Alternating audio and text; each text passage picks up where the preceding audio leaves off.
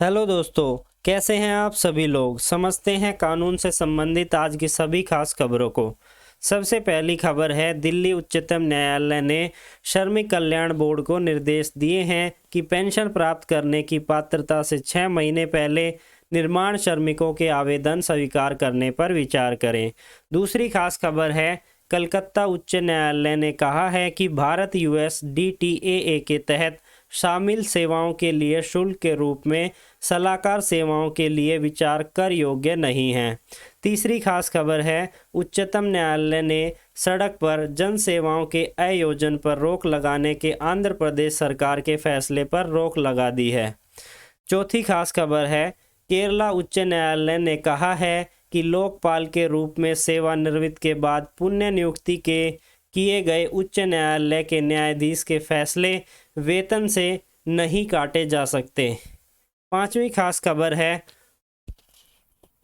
दिल्ली उच्च न्यायालय ने फैसला सुनाया है कि केवल इसलिए कि मध्यस्थ से गलत तरीके से आईएन डोमेन नामक विवाद समाधान नीति को लागू किया गया था, उक्त नीति के तहत डोमेन नाम पर विवाद का न्याय निर्णय करते समय अनुपस्थिति से पुरस्कार को रद्द नहीं किया जा सकता। छठी खास खबर है, एनसीएलटी दिल्ली ने आईपीओ के साथ आगे बढ़ने से ओयो पर रोक लगाने की मांग वाले आवेदन को खारिज किया। सातवीं खास खबर है, मद्रास हाईकोर्ट ने कहा है कि तकनीकी आधार पर मातृत्व लाभ से इनकार नहीं किया जा सकता और महिला के मातृत्व और रोजगार के बीच झुंझलने के लिए मजबूर नहीं किया जा सकता। आठवीं खास खबर है, एनसीएलटी दिल्ली ने यूनिवेयर डेवलपर को इंसॉल्वेंसी में प्रवेश दिया। नौवीं खास खबर है, जम्मू कश्मीर और लद्दाख उच्च न्यायालय ने मुकदमेबाजी के इतिहास को दबाने के लिए पार्टी पर 1 लाख का जुर्माना लगाया। 10वीं खास खबर है, उच्चतम न्यायालय ने पार्टियों के बीच समझौते के आधार पर Kerala prevention of damage to private property act के तहत कार्रवाई रद्द की। 11वीं खास खबर है, दिल्ली उच्च न्यायालय ने सीजेआई चंद्रचूड़ की नियुक्ति के खिलाफ जनहित याचिका खारिज करने के फैसले की समीक्षा की मांग वाली याचिका को खारिज कर दिया।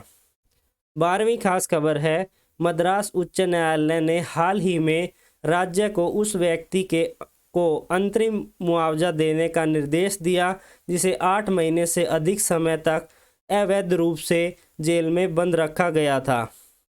13वीं खास खबर है, उन्नत रेप केस में दिल्ली हाईकोर्ट ने पूर्व बीजेपी विधायक कुलदीप सिंह सेंगर को बेटी की शादी के लिए अंतरिम जमानत दी है।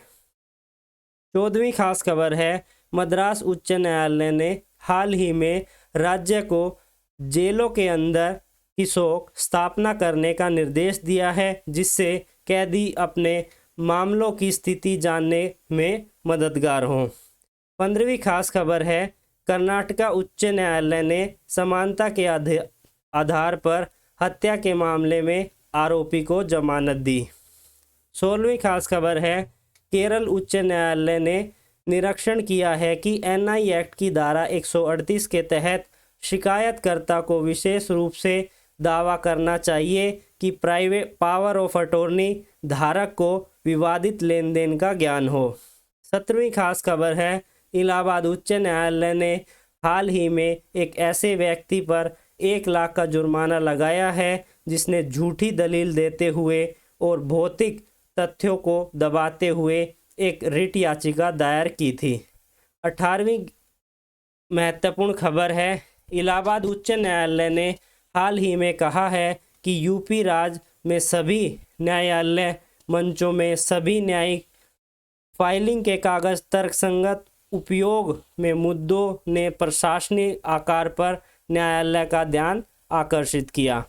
19वीं खास खबर है, केरल उच्च न्यायालय ने कहा है कि प्रशासनिक और अर्ध न्यायिक अधिकारियों को अपने आदेशों में कम से कम संक्षिप्त कारणों का उल्लेख करना चाहिए। 20वीं खास खबर है, भारत में दिल्ली उच्च न्यायालय का कानून सजावट के समानता को 2 अलग अलग रेस्टोरेंट की उपस्थिति के आधार पर निषेधाज्ञा प्रदान करने की अनुमति नहीं देता। 21वीं खास खबर है, गुवाहाटी न्यायालय ने दोहराया है कि सार्वजनिक आवंटन प्रक्रिया में विचार के लिए आवेदन की अंतिम तिथि पर आवश्यक योग्यता होनी चाहिए। 22वीं खास खबर है, इलाहाबाद उच्च न्यायालय ने पाया है कि जमानत के स्तर पर केवल यह देखा जाना है कि एनडीपीएस अधिनियम की धारा 50 के प्रावधानों का प्रथम दृष्टया अनुपालनीय किया गया है या नहीं, और यह ठीक से पता नहीं लगाया जा सकता कि एनडीपीएस अधिनियम की धारा 50 का अनुपालन किया गया है या नहीं, और एनडीपीएस अधिनियम पर्याप्त रूप से बनाया गया है या नहीं, क्योंकि यह केवल परीक्षण के दौरान ही पता लगाया जा सकता है।